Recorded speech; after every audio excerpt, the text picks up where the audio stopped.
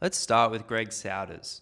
He says, paraphrasing here, but he says we should look to attack the periphery, meaning arms, legs, feet, hands, to gain access to center mass. This is the beginning portion of any progression in jiu-jitsu, in a jiu-jitsu fight. And when we say center mass, or when Greg says center mass, he means shoulders, torso, hips, right? This is what is meant. Now, I want to focus today on this situation of a guard passer and a guard player. This scenario. This is really the most fundamental thing or unique thing to the specific martial art of jiu-jitsu as distinct from other grappling martial arts. It's this specific scenario, this situation. And I would say it's the objective of both to attack the periphery to gain access to center mass.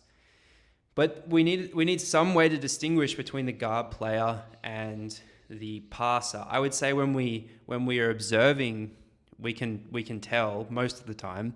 But I would just say if we were to give like a theoretical definition, it is who has available to them gravity so that they may utilize it for some purpose. The guard player does not. They're beneath in some sense. They're between the passer and the ground, whereas the passer is not. They can use gravity to be offensive, or they can use gravity to be defensive. Think about when you're defending an ankle lock, keeping weight on the foot is to utilize gravity to keep it safe.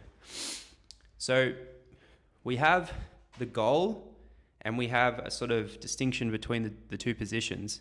Let's now consider what is happening in this scenario. What does the periphery do such that it needs to be dealt with in order to gain access to center of mass? Well, here is where I will bring in what we've been talking about a little bit on this channel, which is wayfinding. What the periphery does is it presents obstacles.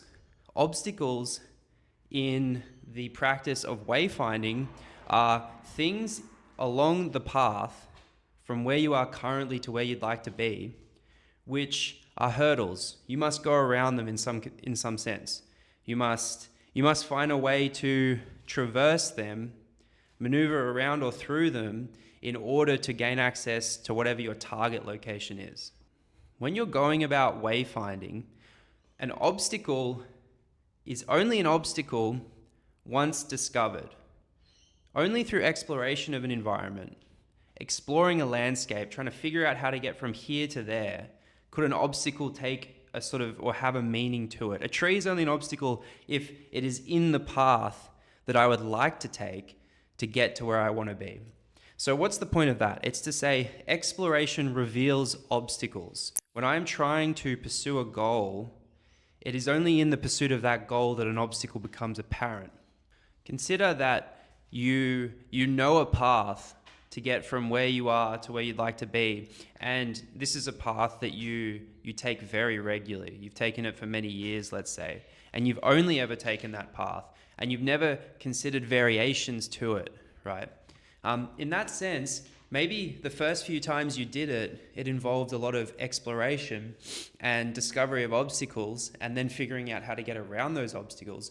But if you've stuck to it forever thereafter, you prevent yourself, or at least that process will not involve discovery of new obstacles, and therefore it will not involve discovery of new ways to maneuver around those obstacles.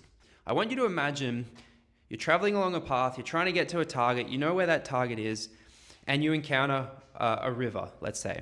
Now, the first time you encounter it, maybe the river is quite calm, and you hypothesize that perhaps you can physically traverse it, so you swim across, and maybe it's a slog, but you figure it out. Maybe it's the first time you swam, whatever.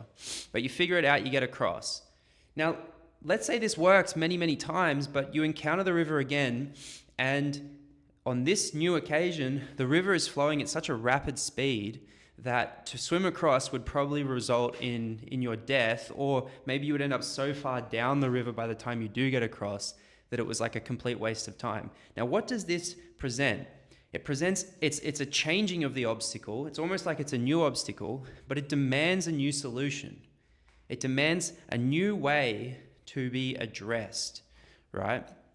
And so this gives reason to try to find an alternate way. This gives justification to considering, could I maybe build a boat? Could I build a bridge? Could I find a physical path that wouldn't involve me getting in the water? And perhaps that would involve moving up and down the riverbank till you find some more easily traversed area. So just the other day, I was watching a video by Jeremy Skinner, and he was breaking down a fight that took place very recently at a Polaris event. It was the final of, I think, the welterweight division, could be completely wrong, but it was between Mateusz Szynski and PJ Barch. Mateusz Szynski won. It wasn't particularly decisive, had a couple of submission threats, but ultimately the game really took, what took place was primarily the process of, or the situation of guard passing and guard retention. So what that meant was the dealing with the periphery to gain access to center mass was pretty much the entire match. There was a really interesting sequence happening in it, and this is really what Jeremy Skinner did a really wonderful job of, was breaking this sequence down. But I'll just summarize it. So PJ would enter. Mateusz was quite happy to play a supine guard, and they were getting to like a J-point position, but Mateusz is so flexible and very responsive that he was able to create enough distance to sort of throw a high leg in and have like a shallow shallow lasso guard in the no-gi. Now, this is like a super common problem that maybe isn't unique to like a high level jiu-jitsu, but just dealing with flexible guard players in general. And we got to observe, and this was what Jeremy was doing, breaking down, we got to observe PJ using a very, frankly to me, a very new way of solving that problem, in which he was using a sort of weave arm position and controlling the head with the other hand. And what was especially cool about that is this is a sort of high legging, and this lasso presents a massive obstacle to a lot of people for guard passing. If you're able to do this, if you have the flexibility and also the coordination, it can shut down so much guard passing, especially that very quick side to side guard passing, because it literally creates a physical barrier, like a physical barrier that if you aren't careful, it can very quickly turn into offensive options for the guard player. You know, and we witnessed this in the match. We witnessed Mateusz enter into some leg entanglements off of it, and some triangle threats and some omoplatas and all this sort of great stuff. But what I want to say here is really to relate it back to wayfinding. This technique of guard retention, this what Mateusz is able to do, is equivalent to someone who's never swam in like really difficult water, encountering a river that's like just full blast. And if they try to swim across, like they always do, if they try like what would be equivalent to just like your Toriando passing, you won't get through it. You need something new. You do. And so this is like at the highest level, what we're witnessing is exploration, because PJ has gone. I've watched Mateusz's footage. I've rolled with him before, and I've very unfortunately lost to him via submission. And in that process, he's had to sort of go back and go, I've failed. I've encountered obstacles that I cannot overcome, and I need to overcome them. I need to explore different ways to do it. So I would imagine that looks something like rolling with people who are super flexible, able to do this sort of stuff, and experimentation around how can I get around this obstacle? I know I'm going to encounter this obstacle in this match. How can I get around it? How can I deal with it? To make this more general, this isn't like specific to what pros are doing. This is actually probably, in my opinion, and it's consistent with what like the ecological approach would say, specifically what the theory of learning that kind of goes along with it, which is called perceptual learning. It would argue, or it would say or posit, that all that's ever happening is we are, to continue with our analogy, encountering obstacles, the periphery, and we are finding through exploration different ways to overcome those obstacles, right? And also that you need to encounter the obstacles. How can you learn to overcome an obstacle which you may be presented in a competitive match at some point, if you've never encountered the obstacle first. So it's twofold: encounter obstacles and then learn to overcome them, right? And the failure is the teacher here, because the failure it tells you, I encountered an obstacle and I didn't succeed at overcoming it. So where is the opportunity to learn? It's in finding information in that moment where that obstacle's present, finding information which I may capitalize on such that I can act in a way as to shut that obstacle down and progress towards center mass. I can deal with that periphery and progress. If we look at like the process of traversing a landscape, it is not so dynamic in the way that the environment changes. But in jiu-jitsu it is. Think about the control I have over the environment relative to my opponent. I am the presenter of obstacles for their goal. And so in that sense, my arms and my legs and all this stuff, the periphery, is so unbelievably dynamic that the analogy of relating that to walking around a tree is it's a little difficult, right? But it's still fundamentally the same thing that's happening, just at like lightning rapid speed.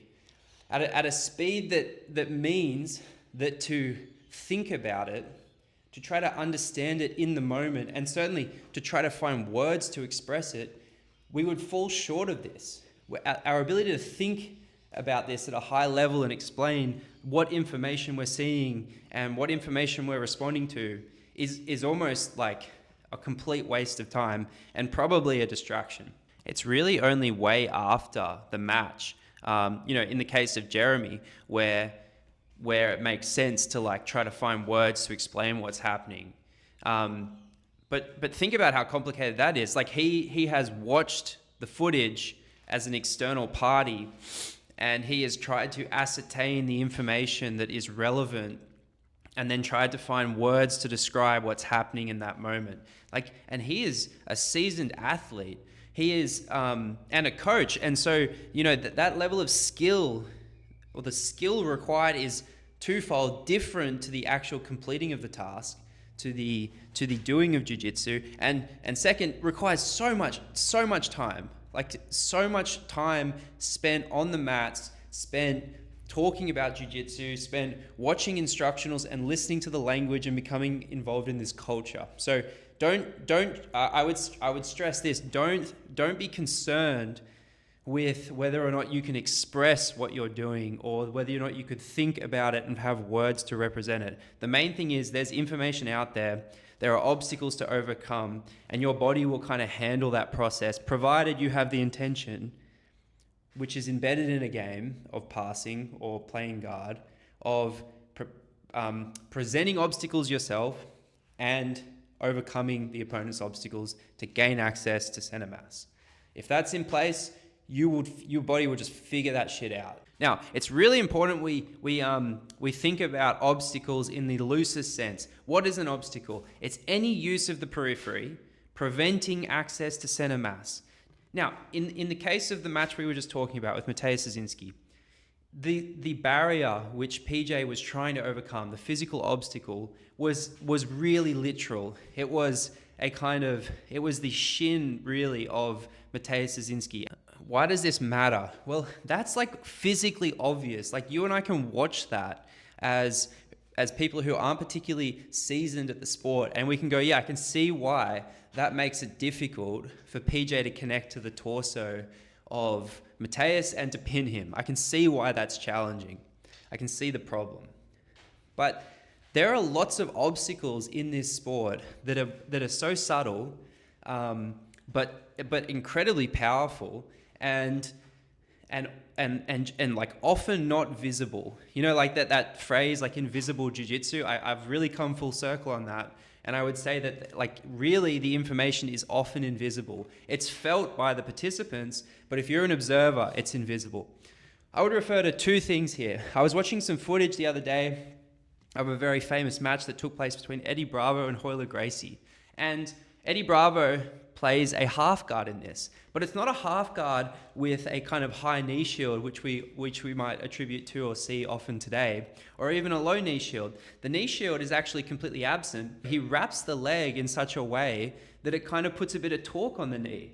And the ability for Royler, or anyone receiving this as the passer, to put their weight into the torso and connect to center mass of Eddie is very, very difficult. It just twists the knee in such a way, and I've experienced this, and I'm sure you have too.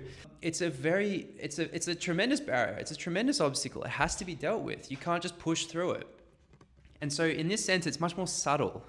And the subtlety of it, it doesn't undermine the fact that it is an obstacle. It prevents progression for the other person. And not only does it do that, it also enables Eddie to pursue his goal of making and maintaining connections to the torso or to center mass. This rolling footage between Dorian Oliveras and Landon Elmore is so interesting to me. It's just some training footage of them, playing some pass first guard scenarios. I assume it's like first to points is what they're doing. And the reason it's so interesting is Dorian doesn't get passed once. Now, granted, every single time he plays and he withdraws to supine, it seems to me that his goal, probably shaped by what he's good at, is to always wrestle up. Now, this is true whether or not he's in a really sort of supinated position or if he's in a seated position. But he never gets passed, not once by Landon. I'm not saying they're at the same level, but Landon's elite, and his guard, and you can find evidence of this in the comments, is clearly wonderful. It's majestic. And he's super flexible and talented. And if you look at the comments, people are more impressed by Landon's guard. But if we just look at the raw fucking output, what matters here? Who won more points? And every single scenario was won by Dorian. Dorian either passed every time, I believe. I don't think there was a single instance in which Landon successfully swept Dorian. And Dorian wrestled up every single time. That is what guard is. If guard is simply the person who does not have gravity available to them but still has the same goal of dealing with the periphery to gain access to center mass, if that's all the distinction is, then Dorian is better at guard than Landon. It's not beautiful. It's fucking messy. But I mean, shouldn't that be the beauty of it to us? If we're trying to get excellent at this sport, I think we should be paying attention to it for that reason and not how beautiful the guard looks. So why do I stress this? He is clearly presenting obstacles, whether it's sort of in a really subtle sense because Landon knows just how explosive Dorian is, how quickly he can wrestle up, and therefore has to be very respectful and standoffish when trying to pass. Whatever the nature of it is, Dorian presents obstacles and overcomes Landon's obstacles better than if we flip it around, right? He's better at that task, both as the passer and the guard player. Fundamentally, we're trying to present obstacles, right? We're trying to overcome theirs, and he does that better. I have a final point. That final point is, if your attitude up till now has been, I need to have a kind of flow chart in mind, and the flow chart dictates, it's kind of like an if-then statement where if they do this, in this position, I respond with this. The problem with this is it shuts you down from exploring properly. It also dictates specific information that you must pay attention to. And that information tells you have to then subsequently follow that up with a very specific movement. You're shut off. You can't receive other information that might also be useful if that's all your focus is the information which, maybe you came up with the flowchart or maybe someone else came up with the flowchart. But if it says something like, when they put their hand on the ground, you must do this, you've kind of ignored everything but the hand. And maybe it makes sense sometimes, but often it won't. And the problem there is you've turned off your receptors to be able to detect what other important information is present that I'm missing. And if you shut yourself off in this way, it's really just by chance that you will get any better. It's really just your body working against your kind of executive function that ensures you will eventually get better. Your body will find a way in spite of how shitty your intentions are when you go about training. And so even if you're in like an ecological space where people are, or your coach is setting up games, like really clever games to elicit great behaviors, it's incumbent or necessary, absolutely necessary on you to keep exploring. Even if you found a great way to win the game, winning the game tells you you overcame the obstacles that were present. Good for you. But now you need to try to find new obstacles. Now you need to try to find new ways to overcome those same obstacles. That's the process of learning. You are looking to fail. Fail reveals that you have something to learn, And then the process of learning comes about through exploring different ways of overcoming those obstacles. Do you understand? If you don't do this, you will become a button masher, whether you're training in a gym that focuses just on techniques, or it's a really experimental, exploratory approach. You can still fall into the trap of only going down the routes of things that work for you every time.